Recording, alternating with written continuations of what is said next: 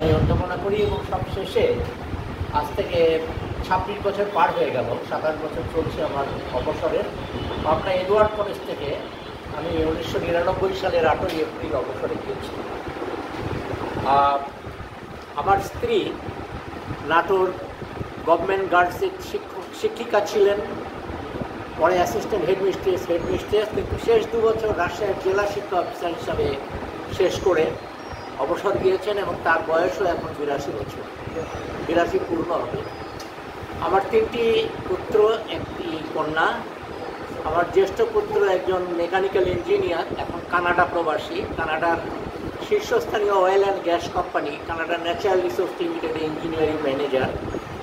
আমার দ্বিতীয় পুত্র সন্দীপন সান্যাল বুয়েটে কম্পিউটার সায়েন্স অ্যান্ড ইঞ্জিনিয়ারিংয়ের প্রথম ব্যাচে ফার্স্ট হয়েছিল, বুয়েটে শিক্ষক ছিল।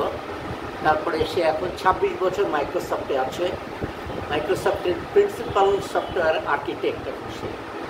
তারপরে আমার কন্যা ডাক্তার দেবযানী সান্যাল, প্রায় 14 বছর স্কয়ার হাসপাতালে ছিল রেডিওলজি ইমেজিংয়ে, আজ 3 বছর হলো বিআরবি হসপিটালে আছে। আর আমার কনিষ্ঠ সন্তান, ছোট ছেলে দিবাকর সান্যাল সুদীপ, সে আর 3 দিন পরেই তার মৃত্যুবার্ষিকী। 10 বছর আগে ঘুমের মধ্যে ম্যাসিভ হার্ট অ্যাটাকে সে ঈশ্বরের কাছে ফিরে গেছে। এই আমার পরিচয়। আর বার্ধক্যে আমার প্রিয় দেশ হচ্ছে বাংলাদেশ। আমি এর আগে নাটোর কলেজে একটা অনুষ্ঠানে বলেছিলাম যে আমার প্রিয় কলেজ নাটোর কলেজ, প্রিয় স্কুল নাটোর মহারাজা জগদীন্দ্রনাথ হাই স্কুল।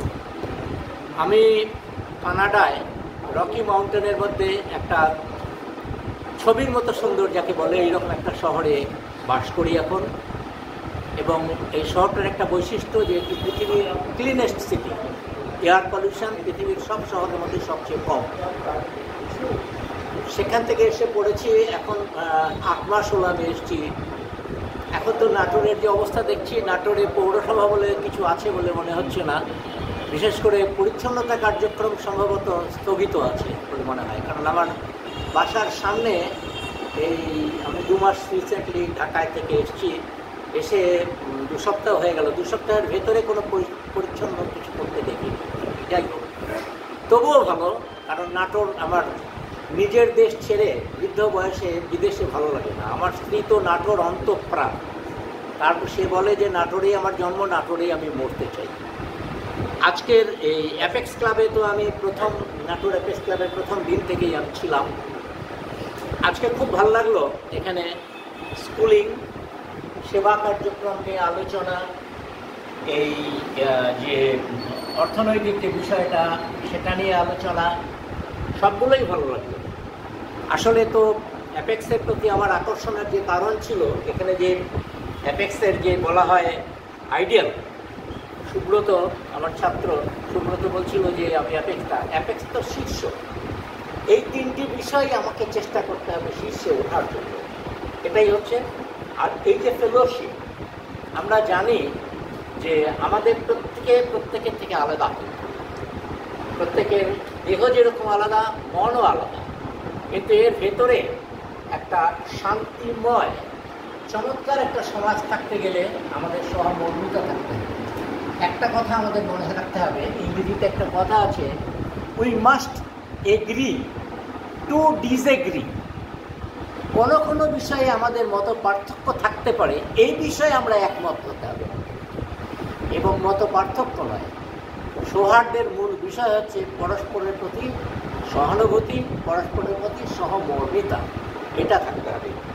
আর এই যে ইনভোকেশনের ভেতরে যে কথাটা আছে, আমি এই নবম যে কনভেনশন হলো ডিস্ট্রিক্ট 9-এর, সেখানেও বলেছিলাম, for good food, for good fellowship and privilege to serve. Privilege to serve, এটা কথা নয়। আমি কাউকে যে সেবা করছি, সেবা করে আমি ধন্য হচ্ছি, আমি তাকে ধন্য করছি না, সে আমাকে সেবা করার সুযোগ দিয়েছে বলেই আমি সেবা করতে পারছি, ধন্য হচ্ছে।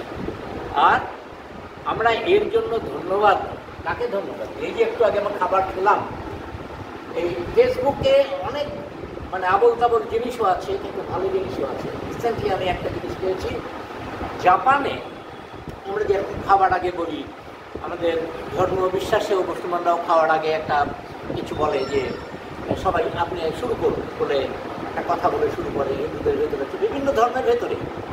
এবং অন্যান্য যে সার্ভিস ক্লাব, লায়ন্স, অ্যাপেক্স, তাদেরও কিন্তু ইনভোকেশন আছে। জাপানিরা খুব বিনয়ী, তাদের একটা বিরাট গুণ, তারা দোষ করলে দোষ স্বীকার করতে এতটুকু কুণ্ঠাবোধ করেন এবং বিনয়ী।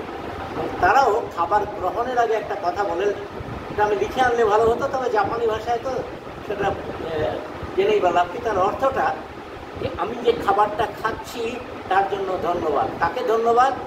এই যে আমরা যে খাবারটা খেলাম, ধরুন সেটা যদি ময়দা দিয়ে তৈরি হয়, তাহলে সেই গম যে উৎপাদন করেছে, সেই যে চাষি যে গম উৎপাদন করেছে, যে নিড়ানি দিয়েছে, যে ওখানে